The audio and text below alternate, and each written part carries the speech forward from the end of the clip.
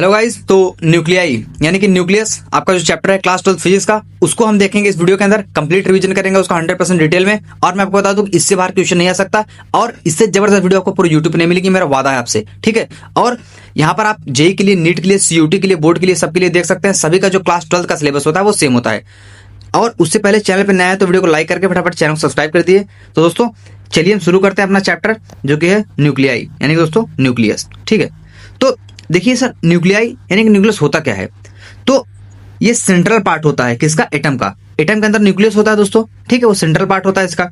और उसके अंदर आपको दोस्तों क्या मिलेंगे देखने को, न्यूक्लियस के अंदर आपको देखने को मिलेंगे प्रोटॉन प्लस न्यूट्रॉन, ठीक। और उसके जो इलेक्ट्रॉन होता है वो चारों तरफ चक्कर लगाता रहता है।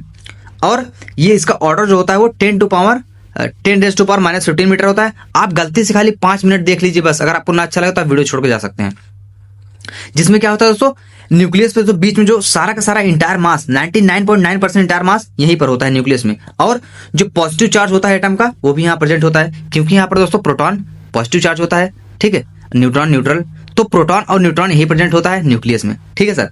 तो ये चीजें हैं। और ये दोस्तों क्या पॉजिटिव चार्ज कैरी करता है प्रोटॉन और न्यूट्रॉन को, जो हमने बता दिया है। और कलेक्टिवली इसको हम न्यूक्लियॉन्स बोलते हैं। न्यूक्लियॉन्स यानी कि दोस्तों हम इसको बोलते हैं प्रोटॉन प्लस न्यूट्रॉन।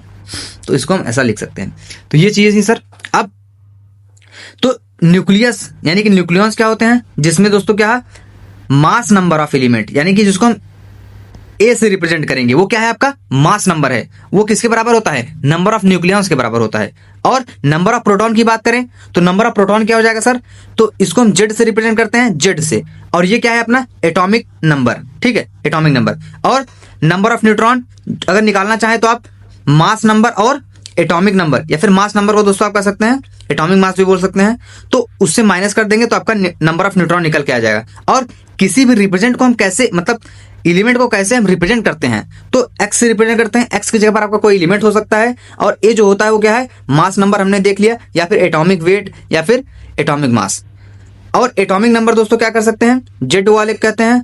और ये ए है, और ये क्या है अपना सिंबल एलिमेंट है। जैसे मैं एग्जाम्पल के तौर पर दोस्तों, अगर मैं यहाँ पर चलो एल्यूमिनियम ले लेता हूं, तो एल्यूमिनियम क्या होता है दोस्तों, एल्यूमिनियम जो होता है वो 13 इसका दोस्तों क्या होता है, एटॉमिक नंबर होता है। तो एटॉमिक नंबर यानी कि 13 यहाँ पर दोस्तों नीचे लिखा जाएगा, और ऊपर आपका लिखा जाएगा 26 इसका क्या होता है, मास नंबर, या फिर एटॉमिक वेट इसको हम कह सकते हैं, एटॉमिक वेट।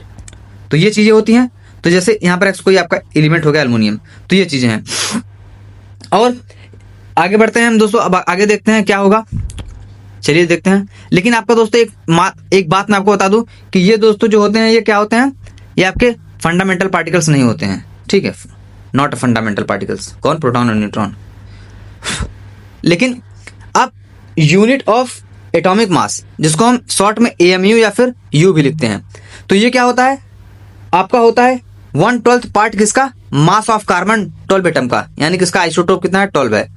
और अलग अलग टाइप के आइसोटोप होते हैं, कार्बन के 14 होते हैं जो रेडियो डेटिंग वगैरह में इस्तेमाल किए जाते हैं। फॉसिल्स की मतलब वो लाइफ स्पैन निकालने के लिए, मतलब कितने साल पुराना है, कार्बन डेटिंग का इस्तेमाल करते हैं। तो इसको हम दोस्तों 1U यानी कि दोस्तों इसको 1U यानी कि 1 एटॉमिक यूनिट या फिर AMU बोलते हैं। तो 1U यानी कि 1 एटॉमिक मास यूनिट आपका हो जाता है 12 कार्बन एटम का मास डिवाइडेड बाई 12, जो कि लिख दिया हमने। और इसको आप लिख सकते हैं 1.99 इंटू 10⁻⁻26 kg/12, जिसको आप दोस्तों लिख सकते हैं 1.660539 इंटू 10⁻⁻27। तो इतना बड़ा लिखने के बजाय आप इसको ऐसे भी लिख सकते हैं। कैसे लिख सकते हैं सर, जैसे 1.67 बस इंटू 10⁻⁻27 kg भी लिख सकते हैं, मतलब राउंड ऑफ कर देते हैं। ये चीजें हमने देखी है। तो अब जो मास ऑफ फंडामेंटल पार्टिकल्स होते हैं, जैसे आपके किसमें, एटॉमिक मास यूनिट में उनका क्या मास होता है, तो इलेक्ट्रॉन का जो मास होता है, मास ऑफ इलेक्ट्रॉन AMU में वो होता है 0.00055। और मास ऑफ प्रोटॉन AMU में होता है 1.00727U। और मास ऑफ न्यूट्रॉन होता है 1.00866U। तो ये इनका दोस्तों जो फंडामेंटल पार्टिकल्स हैं हमारे, ये तो क्या है, इनका जो क्या बोलते हैं इसको हम, मास जो होता है U में वो ये होता है। और यहां पर हम आगे देखेंगे Einstein mass energy equivalence relation. तो ये क्या कहती है सर, देखिए इसमें इन्होंने आइंस्टीन ने फॉर्मूला दिया था, जो कि काफी फेमस फॉर्मूला है, जो कि E = mc², जिसको हम बोलते हैं दोस्तों।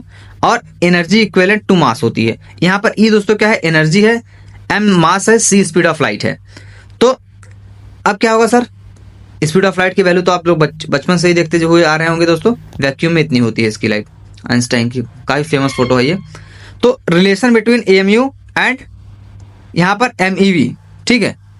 तो मेगा इलेक्ट्रॉन वोल्ट और एएमयू के बीच में क्या रिलेशन है सर?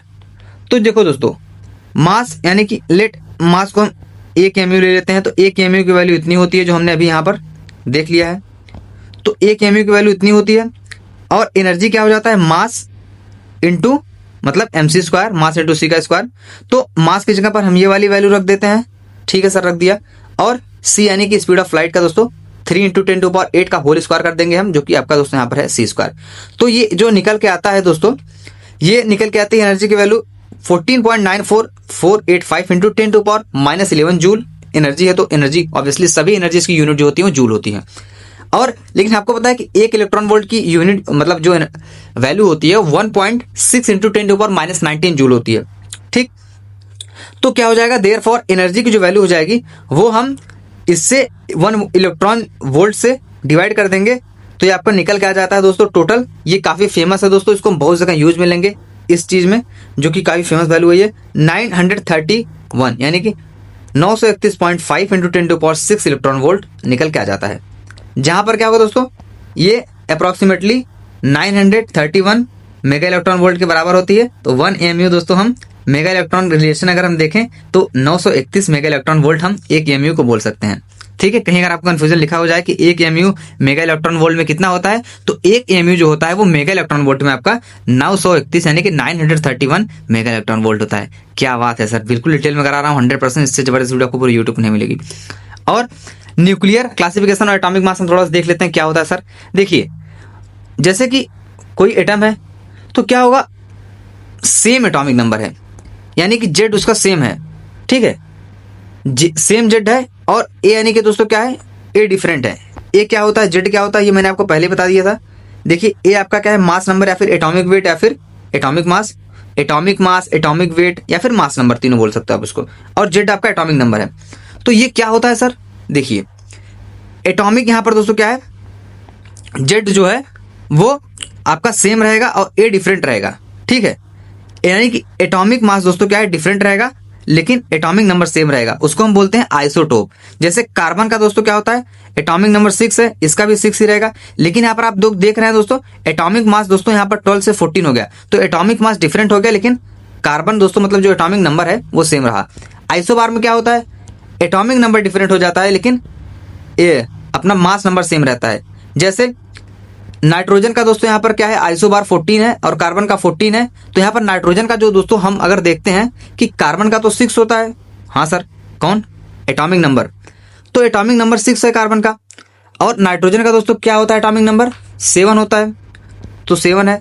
तो यहाँ पर दोस्तों क्या है, जेड है, जेड एटॉमिक नंबर तो डिफरेंट हो गया 7 और 6, लेकिन एटॉमिक मास दोस्तों यहाँ पर 12 और 14 दोनों का दोस्तों क्या है, सेम है। तो ये अपना आइसोबार हो गया। आइसोटोन क्या होते हैं, दोनों के दोनों एटॉमिक नंबर और एटॉमिक मास दोस्तों डिफरेंट होंगे और एन दोस्तों क्या होगा, सेम हो जाएगा। तो ये आइसोटोन हो जाता है आपका, ठीक है। और ये आइसोटोन हो गया।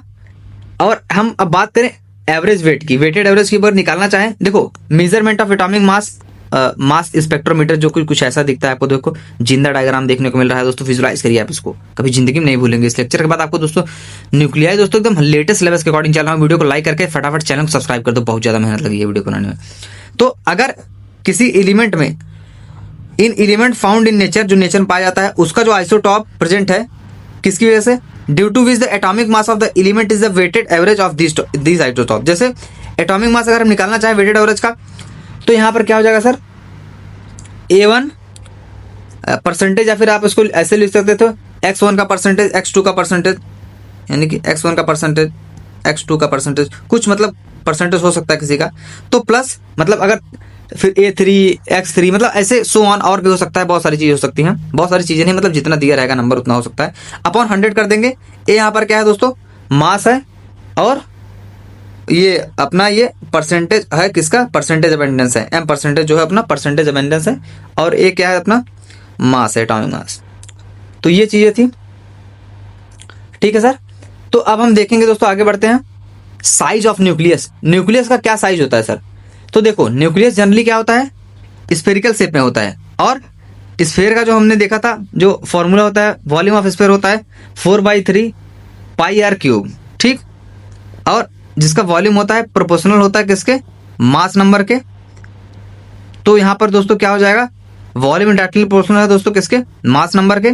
तो वॉल्यूम ऑफ स्फेयर होता है 4/3 पाई आर क्यूब, जो कि मास नंबर के डायरेक्टली प्रोपोर्शनल है। इसको दोस्तों डायरेक्टली प्रोपोर्शनल ए लिख देंगे। ए मतलब क्या नहीं क्या है, ये अपना मास नंबर है, मैंने पहले ही बोल दिया था, इसलिए रिप्रेजेंट करके दिखा दिए थे उस चीज को हमने, और ये हो जाएगा। और रेडियस दोस्तों क्या है, इनवर्सली प्रोपोर्शनल, डायरेक्टली प्रोपोर्शनल है तो 1/3 हो जाएगा इसका। तो रेडियस ऑफ न्यूक्लियस दोस्तों क्या है, डायरेक्टली प्रोपोर्शनल टू मतलब उसका वही मास नंबर। तो यहाँ पर 1/3 है, तो R इज इक्वल हो जाएगा R0 A 1/3। तो R0 जो यहाँ पर दोस्तों क्या है 1.2 फर्मी होता है FM, जो कि कांस्टेंट है एक, और 1.2 इंटू 10⁻⁻15 इसको हम लिख सकते हैं। तो ये चीजें थी सर।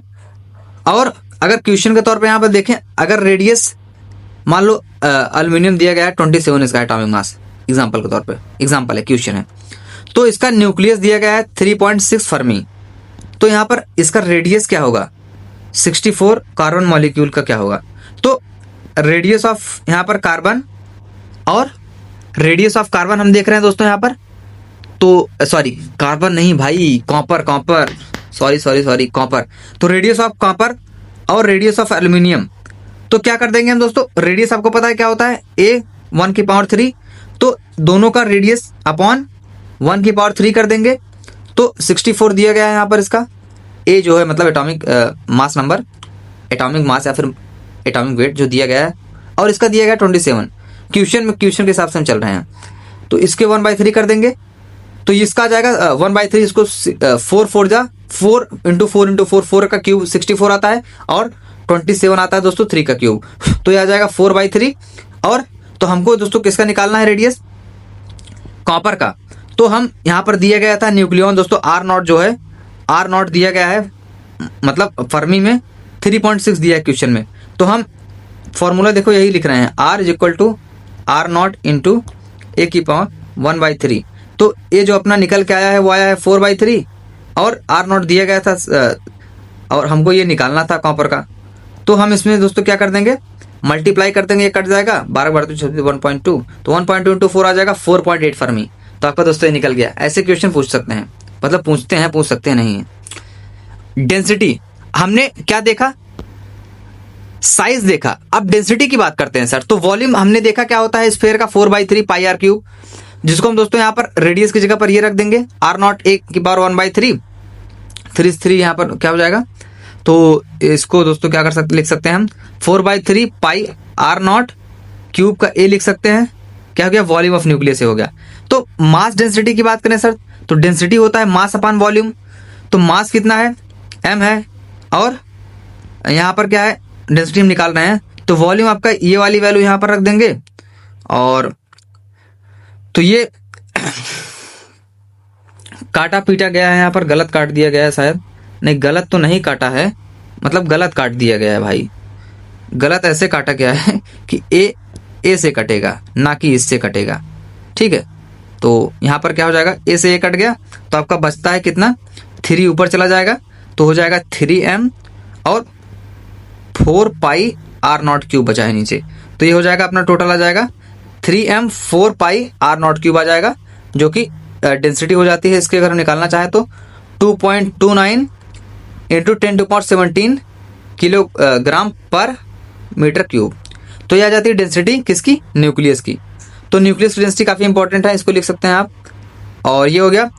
और डेंसिटी जो कि कांस्टेंट रहती है, इंडिपेंडेंट होती है मास नंबर A के, उससे डेंसिटी कोई मतलब नहीं है।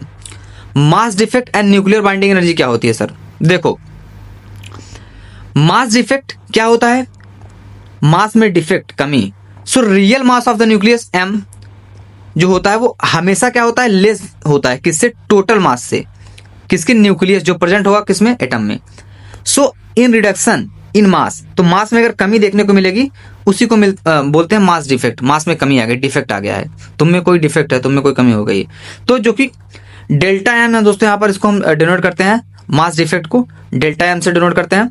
और जेड यहाँ पर दोस्तों क्या हो गया आपका, atomic number, mass of proton plus atomic mass minus atomic number, mass of neutron minus mass of nucleus. तो ये कर देंगे, हमारा निकल के आ जाएगा मास डिफेक्ट। तो वाह सर, क्या खतरनाक तरीके से आपने समझाया है, बहुत जबरदस्त वीडियो है दोस्तों। न्यूक्लियर बाइंडिंग एनर्जी, तो एनर्जी जो रिक्वायर्ड होती है सेपरेट करने के लिए किसको, न्यूक्लियस को, जो प्रेजेंट होती है किसमें, न्यूक्लियस में। वाह सर, न्यूक्लियॉन्स जो प्रेजेंट होती है किसमें, न्यूक्लियस में। तो ये इसके इक्विवेलेंट होती है जो एनर्जी रिलीज होता है ड्यू टू मास डिफेक्ट की वजह से। तो जूल में अगर हम निकालना चाहें तो जूल में क्या हो जाएगा सर, तो देखिए जूल में जो हो जाएगी न्यूक्लियर बाइंडिंग एनर्जी आपकी आ जाएगी डेल्टा ईबी। ईबी क्या है, न्यूक्लियर बाइंडिंग एनर्जी है, तो इसको हम डेल्टा एम सी स्क्वायर लिख सकते हैं। और डेल्टा एम की जगह पर आप क्या लिख सकते हैं, वही Z M P plus A minus Z M N minus M, मतलब यही वाला जो इसकी वैल्यू ये है, इसको आप डेल्टा एम की जगह लिख देंगे, इंटू सी स्क्वायर कर देंगे तो आ जाएगा जूल में किसकी, न्यूक्लियर बाइंडिंग एनर्जी। और ईएमयू में दोस्तों डेल्टा एम की जगह दोस्तों हमने देखा था 931 मेगा इलेक्ट्रॉन वोल्ट होता है किसका, इसका मेगा इलेक्ट्रॉन वोल्ट में जो इसकी वैल्यू होती है ईएमयू में वो होती है 931 मेगा इलेक्ट्रॉन वोल्ट। तो डेल्टा एम को दोस्तों हम यहाँ पर इसको रख देंगे तो अपना आ जाएगा डेल्टा एम दोस्तों, ये पूरा आपको रखना है, इतना ज़्यादा अक्सर कच्चा कर दिए पूरा, चलो ठीक है इसको साफ कर दे थोड़ा सा, तो उसको रख देंगे हम, तो हमारा क्या है आ जाएगा। और तो बाइंडिंग एनर्जी पर न्यूक्लियन ऑन द न्यूक्लियस दोस्तों क्या होता है, ईबीएन को डिनोट करते हैं मुझसे।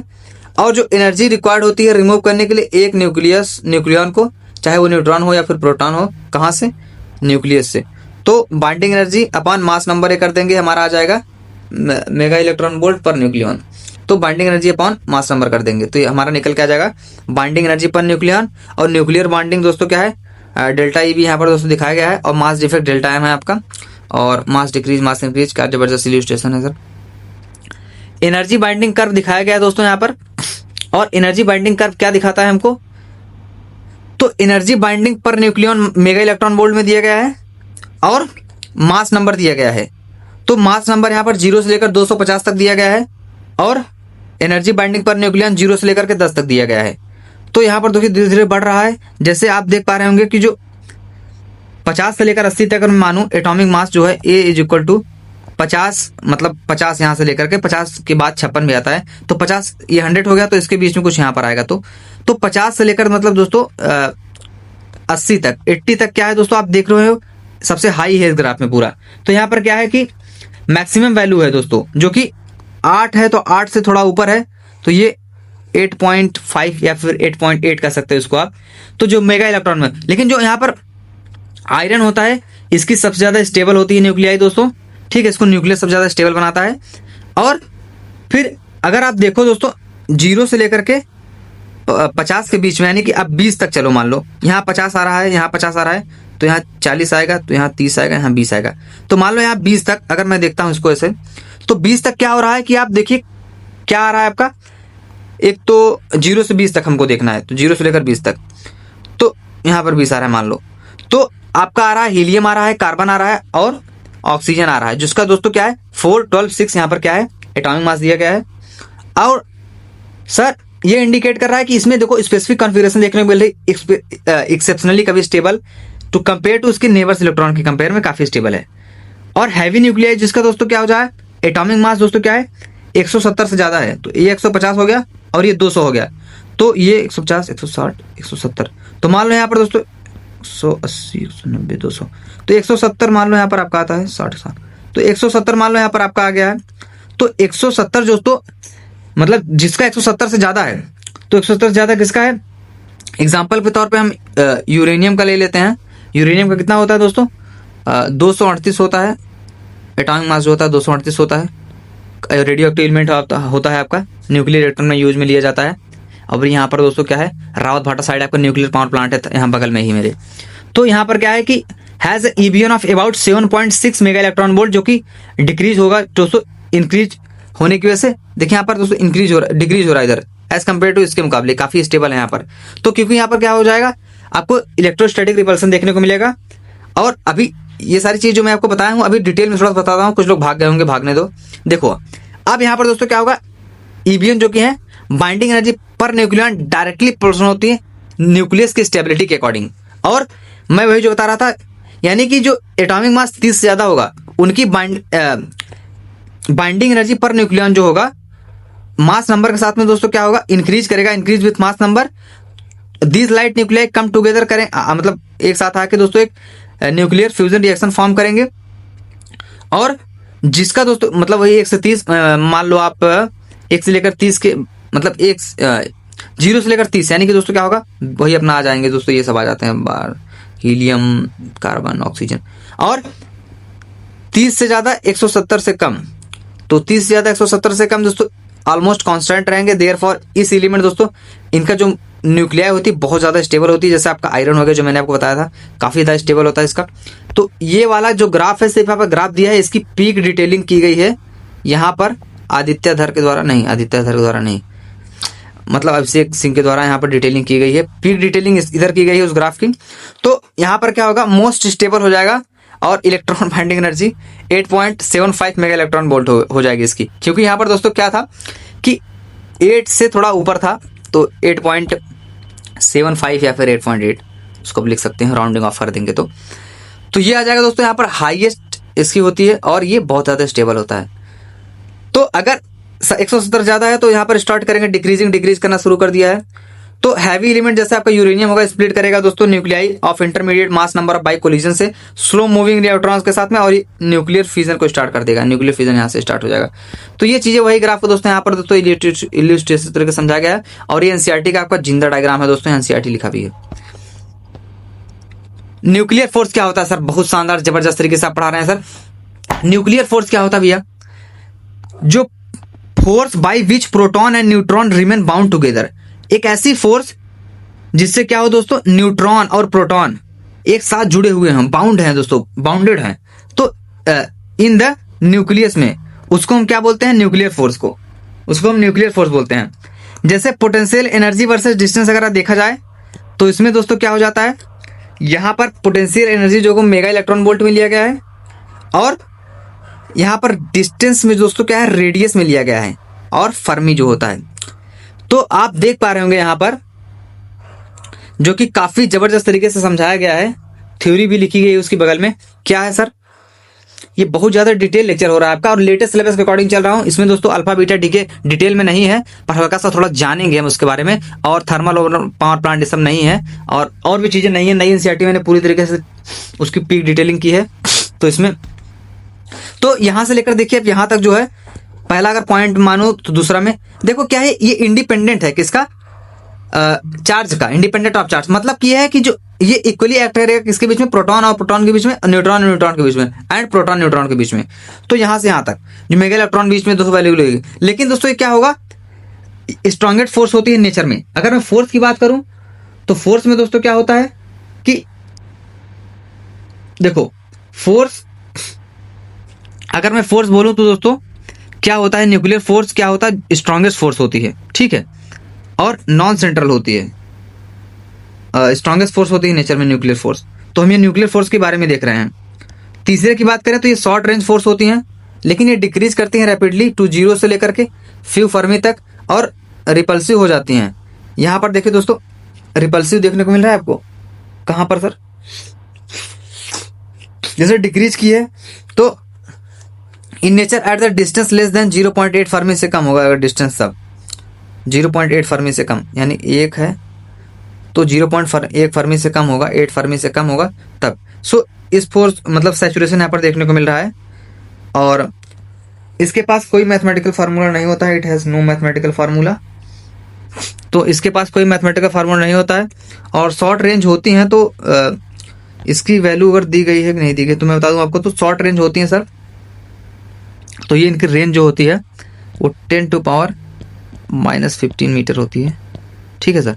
और ये इनवर्स स्क्वायर लॉ को फॉलो नहीं करते हैं, और सैचुरेशन देखने को मिलता है नेचर में इनके, और ये मेडिएट होते हैं दोस्तों किससे, मेसॉन पार्टिकल से, ठीक है। और जैसे मतलब अलग अलग पार्टिकल के द्वारा दोस्तों अलग अलग चीज़ें दोस्तों डेविएट हो करती थी, तो ऐसे यहाँ पर ये होता है। और ये चीजें हैं सर। और क्या होता है कि न्यूक्लियर फोर्स की अगर हम बात करूं तो ये होता है आपका 10⁻39 ऑफ फोर्स ऑफ ग्रेविटी के बराबर होता है और 100 टाइम ऑफ इलेक्ट्रोस्टैटिक के बराबर होता है। न्यूक्लियर फोर्स यानी कि Fn जो होगा, F न्यूक्लियर फोर्स जो होगा आपका वो हो जाएगा 10⁻39 ऑफ ग्रेविटी और 100 time of electrostatic F electro. तो ये हो गया, ठीक है। और electrostatic force is greater than nuclear force होता है। तो ये सब चीजें थी सर, हमने देखा 0.8 फर्मी यहाँ पर देखने को मिल रहा है आपको। तो हाँ ये 1 मानता हूँ मैं, थोड़ा सा यहाँ पर है ये। तो ये है सर। और ये चीजें हमने देख ली, आगे बढ़ते हैं हम। रेडियो एक्टिविटी क्या होता है सर? तो देखो नेचर में क्या कुछ heavy unstable elements spontaneously emit करते हैं, पेनिट्रेटिंग पार्टिकल होते हैं जैसे अल्फा बीटा गामा, ये अचीव करेंगे स्टेबिलिटी कब? उसी को हम दोस्तों बोलते हैं रेडियो एक्टिविटी। तो देखो ये एनसीईआरटी का लाइन है सब। तो 3 टाइप के रेडियो एक्टिविटी डीके होते हैं, कौन कौन से? अल्फा डीके जिसमें क्या होता है, हीलियम न्यूक्लियस इमिट होता है। और बीटा डीके क्या होता है, इसमें इलेक्ट्रॉन और पॉजिट्रॉन दोस्तों particle with same mass as electron but the charge exactly opposite होता है, किसके? इलेक्ट्रॉन के, जो इमिट होगा। और गामा डीके में क्या होता है, हाई एनर्जी दोस्तों देखने को मिलती है आपको। तो अल्फा पार्टिकल दोस्तों यहाँ पर न्यूक्लियस ऑफ उसके क्या मिलेगा आपको, हीलियम इमिट होगा, जो कि आप देख पा रहे होंगे। और बीटा पार्टिकल दोस्तों क्या होता है, वही मतलब रिप्रेजेंट किया गया है यहाँ पर एस एटॉमिक, इसका जो होता है मास होता है 4 होता है, जेड होता है दोस्तों 2, वही है। तो इमिट इसमें क्या होगा दोस्तों, हीलियम इमिट होगा अल्फा डीके में। बीटा पार्टिकल में दोस्तों क्या होगा, 2 टाइप के, पॉजिटिव और निगेटिव बीटा डीके होता है। तो ये कैसा होता है सर, देखो लीव द डेविएटेड, आगे देखेंगे अभी इसको हम। और गामा पार्टिकल में क्या होता है, गामा डीके इन विच हाई एनर्जी, देखो इसको डिटेल में नहीं देखना है पूरा, ये देखो अगर हम बस यहाँ पर जो एनसीईआरटी में दिया है बस वही नई एनसीईआरटी के साथ 2026-27 वाली, पर टाइम ट्रेवल करके 27 में चले गए थे तो वहां से प्रिंट करवा के लाए थे। तो इसमें क्या होगा कि गामा पार्टिकल दोस्तों क्या होता है, लिखा भी गया है, वही चीजें 100% स्टैटिक लाइन है। पूरा जो मेरी सारी के सारे जो मेरे नोट्स होते हैं, स्लाइड्स होती हैं, चाहे फिजिक्स केमिस्ट्री, आप फिजिक्स केमिस्ट्री बायो और जो भी आप उठा के देख लीजिएगा, आपको 100% एनसीईआरटी मिलेगी सारी चीजें। मतलब और एक्स्ट्रा भी कुछ ऐड कर देता हूं जो कि ऐसा लगता है कि आ सकता है, लेकिन एनसीईआरटी आपको पहले कवर मिलेगी, उसके बाद एक्स्ट्रा चीजें ऐड होती हैं। तो gamma particle is high energy, in which high energy. Photon दोस्तों क्या होंगे, इमिट होंगे, जो कि किलो इलेक्ट्रॉन वोल्ट हो सकता है, ठीक। तो बीटा डीके हमने देखा था यहाँ पर दोस्तों क्या होगा, अब बीटा पॉजिटिव पॉजिट्रॉन होगा, निगेटिव वाला इलेक्ट्रॉन हो जाएगा। इसमें दोस्तों क्या आपको देखने को मिल रहा है, ये आपका पॉजिट्रॉन हो गया, ये आपका न्यूट्रिनो हो गया, तो ये आपको इमिट होगा। और इसमें क्या होगा, इलेक्ट्रॉन और न्यूट्रिनो, तो ये है एंटी न्यूट्रिनो, इसके ऊपर बार लगा दिए हैं तो एंटी न्यूट्रिनो हो गया। देखो इनसाइड द न्यूक्लियस, न्यूक्लियस के अंदर दोस्तों आपको प्रोटॉन कन्वर्ट होगा किसमें, न्यूट्रिनो में, किसमें, बीटा वाले पॉजिट्रॉन वाले में। और निगेटिव बीटा इलेक्ट्रॉन वाले में क्या होगा, जो न्यूट्रॉन होगा कन्वर्ट होगा किसमें, प्रोटॉन में। तो न्यूट्रॉन से दोस्तों किसमें बना, प्रोटॉन में। प्लस आपको दोस्तों यहाँ पर क्या देखने को मिल रहा है, इलेक्ट्रॉन जो कि निगेटिव में होता है, और न्यूट्रिनो, एंटी न्यूट्रिनो सॉरी, इसमें न्यूट्रिनो और पॉजिट्रॉन, और यहाँ पर क्या है, ये न्यूट्रॉन है। तो ये बीटा पॉजिट्रॉन वाले में और इलेक्ट्रॉन वाले में चीजें देखने को मिलेंगी, इमिट होंगी, बनेंगी। और न्यूक्लियर फिजन क्या होता है सर, तो जब कोई थर्मल न्यूट्रॉन यानी कि स्लो मूविंग कोलाइड करता है किसी हैवी न्यूक्लियस के साथ में तो टूट जाता है। जब टूटेगा दोस्तों, जैसे यहाँ पर ये यूरेनियम 35 है, यूरेनियम 35 क्या हो रहा है, हैवी न्यूक्लियस है, तो क्या हो रहा है, ये कोलाइड किया किसी लाइट उसके साथ में, कोई स्लो मूविंग के साथ में कोलाइड किया, तो ये टूट गया। फिर ये भी दोस्तों ऐसे टूटता जाएगा, ये भी ऐसे टूटता जाएगा, ये भी ऐसे 27, 9 को 27, 26, मतलब 3 का 9, 9 को 27, मतलब ऐसे बहुत ज्यादा टूटता जाएगा, बढ़ता जाएगा। जबरदस्त डायग्राम लाए सर, क्या बात है, स्लाइड बहुत खतरनाक बनाते हो आप। इनटू इंटरमीडिएट न्यूक्लियाई, इस फिनोमेना को दोस्तों हम क्या बोलते हैं, nuclear fission. Nuclear fission example इसका दोस्तों एनसीईआरटी की जिंदा लाइन है ये सब। इसमें दोस्तों हम न्यूट्रॉन लिए हैं, यूरेनियम 235 आइसोटोप और 236 आइसोटोप, और बेरिलियम 144 क्रिप्टॉन और 3 न्यूट्रॉन। ये सेम रिएक्शन दोस्तों क्या होगी, प्रोड्यूस होगी अदर पेयर ऑफ इंटरमीडिएट मास में। जैसे फ्रेगमेंट टूटेगी यहाँ पर दोस्तों, वही सेम चीजें हैं, एंटीमोनी है, फिर एंटीमोनी है, उसके बाद आपका एनबी जो है दोस्तों आपका क्या हो गया यहाँ पर 99 और 41 इसका एटॉमिक मास हो गया। और यहाँ पर ये सारी चीजें हम देख रहे हैं दोस्तों। तो क्या होगा, और एज अनदर एग्जांपल दूसरा एग्जांपल भी दिया गया है, जैसे यहाँ पर न्यूट्रॉन है, बस यूरेनियम है, फिर ज़ेनॉन ले लिया गया है। देखो ये तो सेम रहेगा सब में, ये तो सेम रहेगा सब में। बाकी का दोस्तों अदर एलिमेंट के साथ में मतलब कराया जा रहा है, लेकिन यूरेनियम को साथ रखा है। यूरेनियम दोस्तों काफ़ी ज़्यादा रेडियो एक्टिव एलिमेंट होता है और बहुत महंगा भी आता है ये। इसको बहुत बचा के रखा जाता है, थर्मल न्यूक्लियर पावर प्लांट में यूज किया जाता है, इसको एनर्जी क्रिएट होती है दोस्तों इससे। तो ये हम देख रहे हैं दोस्तों यहाँ पर भाई साहब। और आगे बढ़े अब, product plus nuclear energy release होगी, product plus neutron energy release होगी। वही एग्जांपल दिया गया है न्यूक्लियर फिजन का। न्यूक्लियर फिजन होगा इन सबके बीच में, कोलाइड करेगा जब, मतलब ये हैवी वाला लाइट वालों के साथ। तो इनका भाई यूरेनियम के मुकाबले तो इन सब का तो लाइट ही है ऑब्वियसली सर। 99 133 और 236 कहाँ, 236 133। और यहाँ पर अगर मैं बोलूँ कि एक यूरेनियम एटम प्रोड्यूस करेगा अप्रॉक्सीमेटली 200 मेगा इलेक्ट्रॉन एनर्जी। तो यही वाले रिएक्शन में अगर कंटिन्यू करता हूँ, जो कि आपका है 1 न्यूट्रॉन को 0 है, प्लस यूरेनियम 235 92 और यूरेनियम 236 फिर 32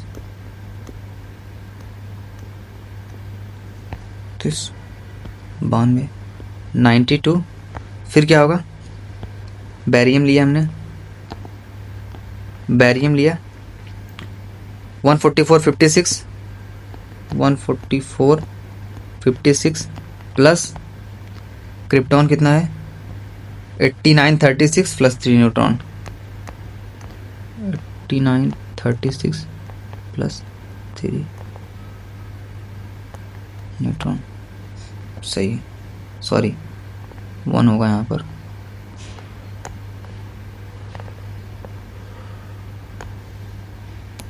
ये हो जाएगा 3।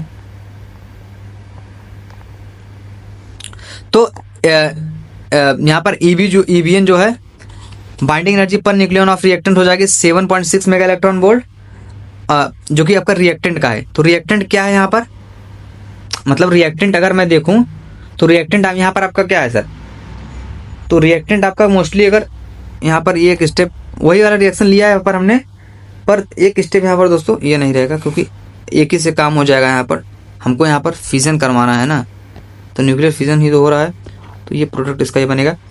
तो ये यहाँ पर क्या हो जा रहा है अपना, ये है आपका रिएक्टेंट है और इससे प्रोडक्ट ये बन रहा है। तो इसकी जो एनर्जी है वो क्या कितनी है, इतनी है 7.6 मेगा इलेक्ट्रॉन वोल्ट। और जो प्रोडक्ट की है, प्रोडक्ट आपका कौन से, क्रिप्टन और बैरियम, तो इसकी है 8.5। तो इंक्रीज इन ईबीएन जो हो जाएगा हम माइनस कर देंगे इतने में से, तो 0.9 मेगा इलेक्ट्रॉन वोल्ट आ जाएगा। तो जो एनर्जी रिलीज होगी वो कितनी होगी 240। यहाँ पर दोस्तों क्या होता है, देखो यूरेनियम का दोस्तों हम जनरली 238 दिया गया है पीरियोडिक टेबल में, तो हम राउंड ऑफ करके इसको कन्वीनियंस के लिए 240 ले लेते हैं कैलकुलेशन में। तो 240 यहाँ पर यूरेनियम का लिया गया है और 0.9 मेगा इलेक्ट्रॉन वोल्ट जो था, तो टोटल ये 216 यानी 216 mega electron volt energy release होगी। और इसको हम यूज में लेते हैं दोस्तों न्यूक्लियर रिएक्टर में, और एटॉम बम जो होता है वो इसी पे चलता है, जो परमाणु बम होता है। अभी युद्ध भी चल रहे हैं, तो अभी तो न्यूक्लियर मतलब भाई न्यूक्लियर अभी तो इस्तेमाल नहीं हुआ है, लेकिन अगर हो जाएगा तो बहुत ज़्यादा विनाशकारी घातक होता है दोस्तों ये। और न्यूक्लियर फिजन देख लिया, फ्यूजन देखते हैं। Fusion high pressure high temperature होता है यहाँ पर, जो आपको सन में देखने को मिलता है। तो इस प्रोसेस में क्या होता है, दो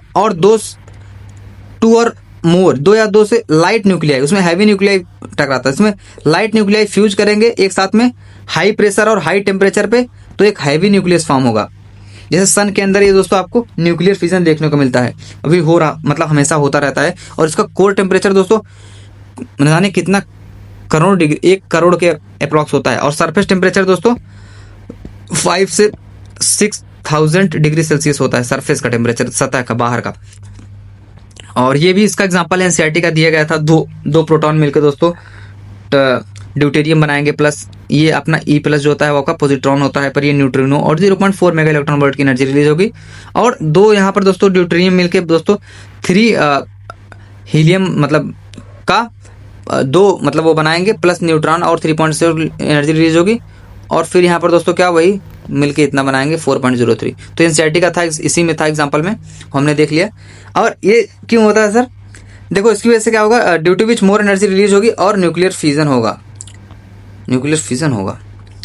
और सन में क्या होता है, सन में आपको दोस्तों मतलब कई सारे स्टेप देखने को मिलते हैं। जैसे यहाँ पर क्या हो रहा है कि 2 आपको क्या है प्रोटॉन देखने को मिल रहे हैं, ये ड्यूट्रॉन बना रहा है प्लस पॉजिट्रॉन और न्यूट्रिनो, 0.42 मेगा इलेक्ट्रॉन वोल्ट की एनर्जी रिलीज हो रही है। सेकंड स्टेप में दोस्तों एक पॉजिट्रॉन और इलेक्ट्रॉन मिलकर बना रहे हैं 2 गामा एनर्जी, जो कि देखो सन में क्या होता है सर, सन में अगर आप देखें एक तरीके से तो कई सारे स्टेप आपको देखने को मिलते हैं सन में।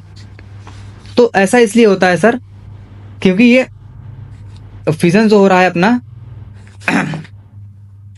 थर्ड स्टेप में हो जाएगा अपना ये 2 ड्यूटेरियम एक है और एक यहाँ पर प्रोटॉन है, तो ये 3 हीलियम प्लस मतलब gamma plus 5.49 mega electron volt energy release करेंगे। और फोर्थ स्टेप में दोस्तों क्या हो जाएगा, अपना 2 हीलियम है और यहाँ पर 4 का हीलियम बना रहा है प्लस 2 प्रोटॉन और इतनी एनर्जी रिलीज होगी।